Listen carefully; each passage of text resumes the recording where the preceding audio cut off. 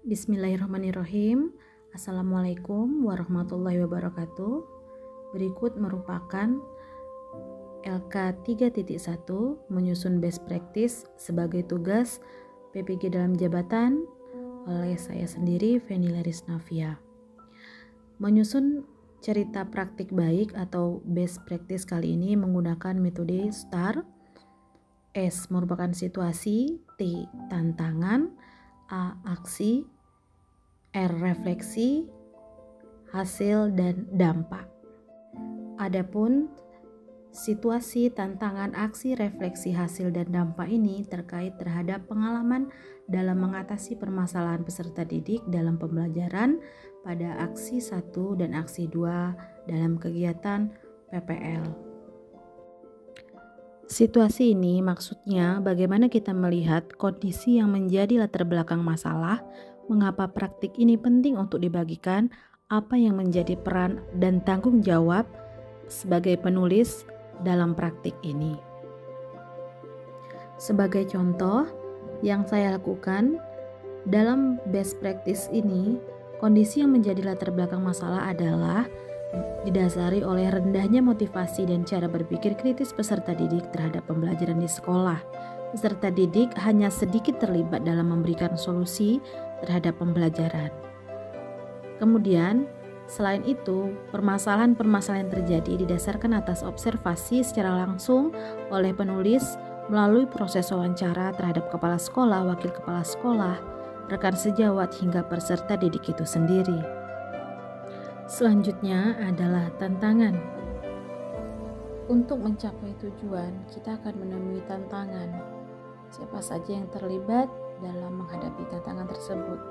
Misalnya, kurangnya pembiasaan literasi dan numerasi sehingga peserta didik tidak memahami langkah kegiatan yang tercantum dalam lembar kerja.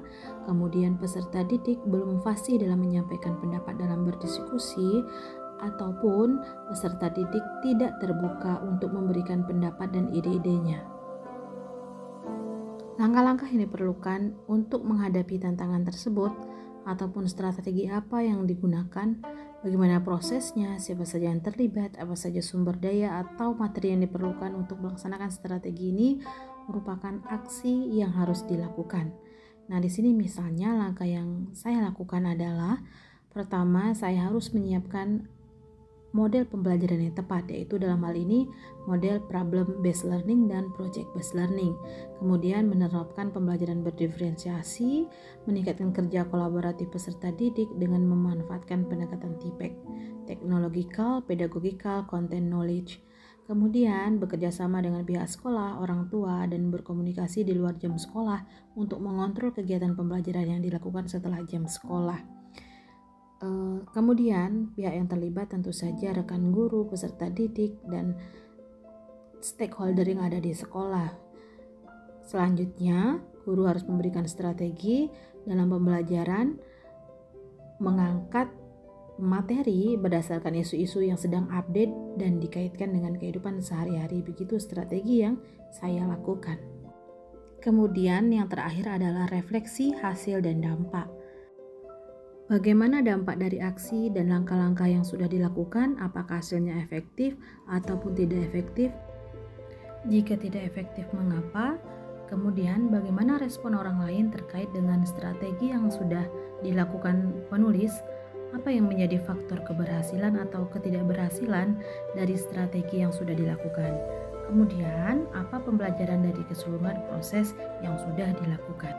Misalnya, setelah melakukan aksi-aksi, dapat diambil kesimpulan bahwa penerapan model pembelajaran inovatif seperti PJBL dan PBL mampu meningkatkan kemampuan literasi dan numerasi serta meningkatkan cara berpikir kritis karena kesempatan mengeksplorasi sangat terbuka bagi peserta didik di kelas yang dilakukan kegiatan pembelajaran.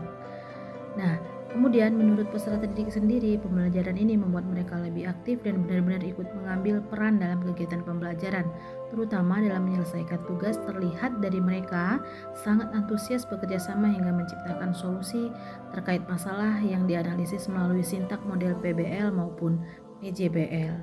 Nah, bagi rekan-rekan guru lain, mereka yang mengikuti kegiatan pembelajaran, mereka menyampaikan bahwa melihat pembelajaran yang dilakukan berpengaruh terhadap keaktifan peserta didik. Dilihat dengan mereka semua aktif melakukan langkah-langkah pembelajaran melalui lembar kerja yang diberikan, kemudian menciptakan produk ataupun laporan tertulis yang dikemas dalam bentuk media presentasi. Kemudian mereka tidak malu-malu dan sangat percaya diri untuk mempublikasikan di media sosial mereka masing-masing. Demikianlah langkah-langkah dalam menyusun best practice menggunakan metode STAR. Semoga bermanfaat.